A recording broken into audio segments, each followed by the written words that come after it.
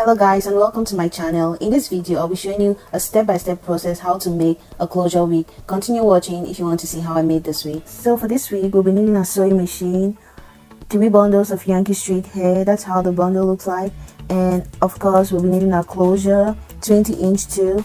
We'll be needing a pair of scissors.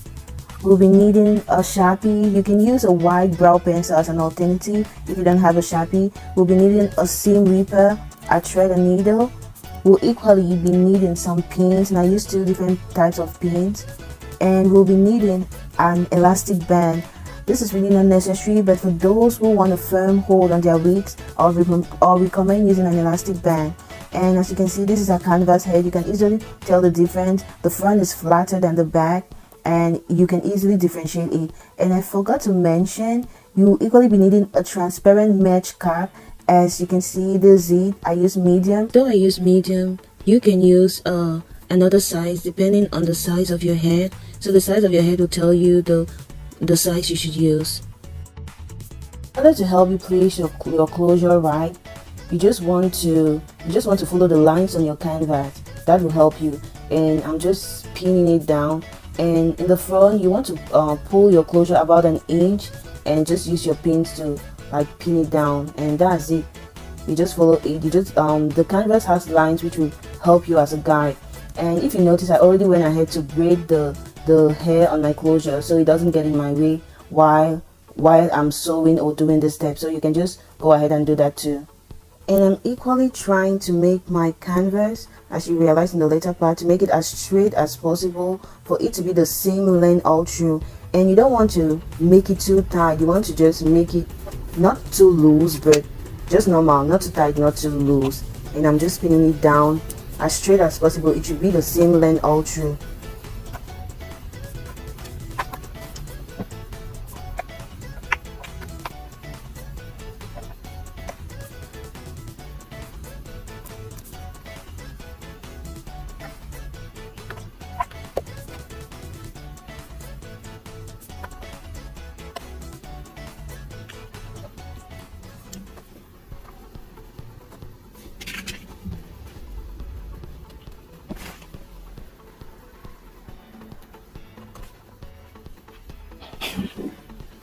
Now that we've securely placed our closure on our canvas head, you just want to go ahead and stitch it down. And I'm doing this first by making a knot on my thread and just going right into it.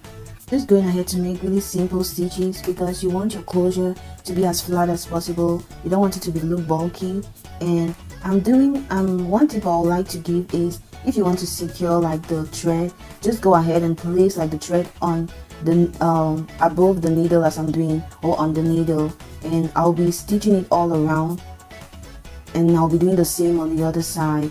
And you want your thread, you want to stitch as closely as possible to make the stitches look very seamless and very neat too, because this is your closure. Like I said before, you want your closure to look not bulky, but you want your closure to look very flat and not bulky at all. And I'll be doing this all around the head. Even on the other side, you just do the same thing. And in case you're a beginner and you can't stitch, I recommend you just watching YouTube videos. There are YouTube videos for everything, so just watch your YouTube videos and you'll be able to do it. It's very simple. And I'm just trying to get those hair out of my way, and that's it guys. I'll just do that for the whole hair and on the other section, like I've mentioned 2 times already.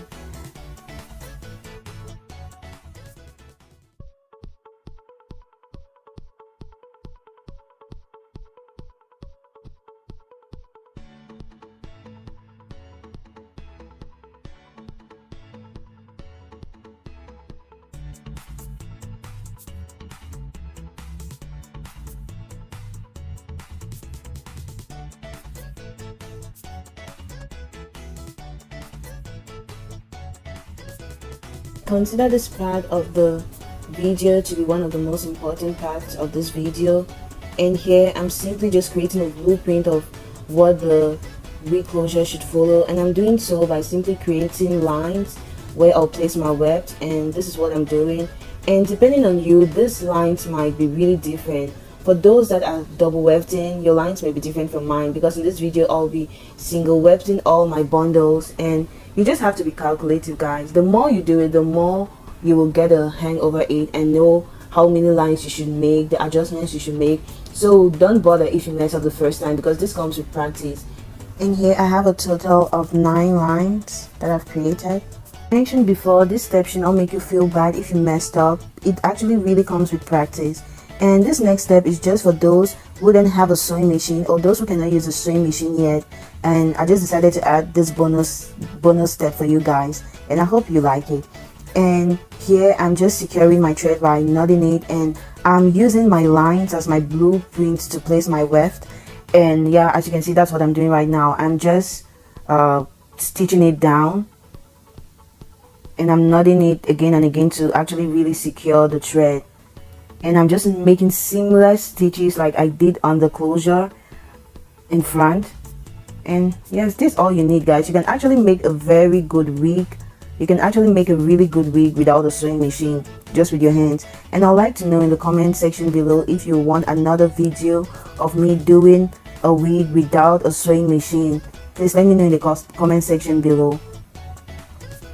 And yes, I'm just continuing to make simple stitches, and like the technique I mentioned while doing the closure, I'm just securing the thread by putting the thread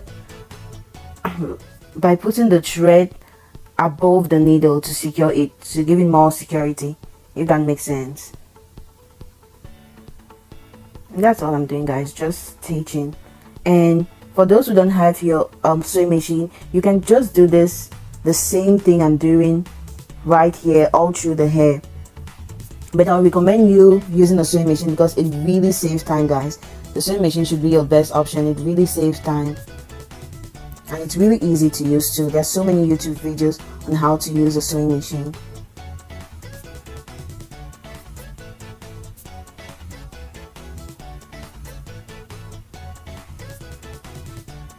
And I'm securing it by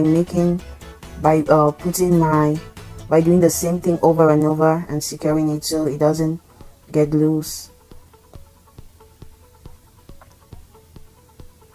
And that's how it looks like, guys. That's how it looks like just with my hands. So you see, it actually looks really good.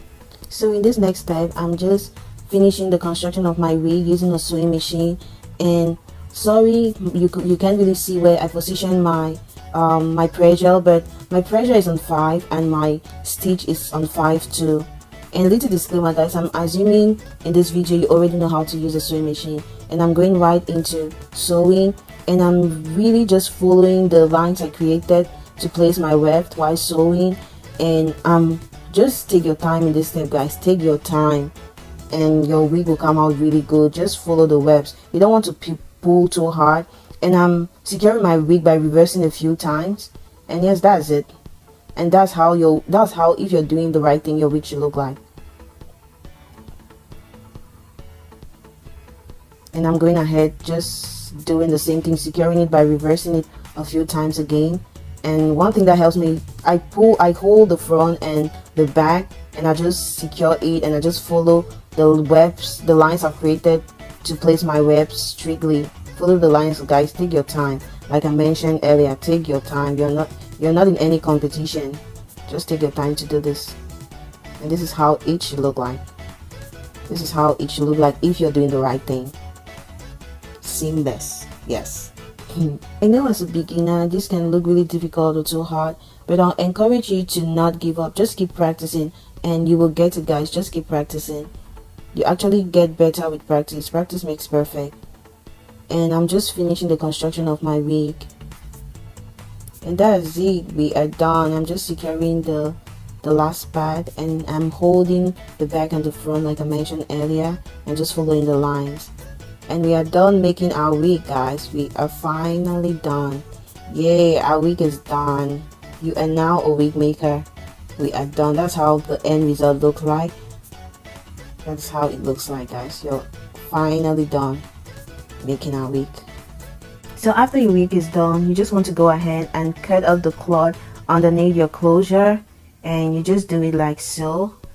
Yes, this is me cutting it. You just take your time so you don't cut where you're not supposed to. Just take your time to cut it. And one reason I didn't double webbed, guys, I didn't mention this earlier, is because I didn't want my wig to be very bulky. I really do not like bulky wigs or very thick wigs, and that was one reason I didn't double web. But in case you want a thick wig, you can go ahead and double web your wig. And this is how the wig looks like. This is how the wig looks like with me just combing it. I didn't really style it yet, I just combed it. Thank you guys so much for watching. I really appreciate it. Please don't forget to like, share and subscribe. Thank you so much. Hope you learned a few things. Thanks for watching, guys.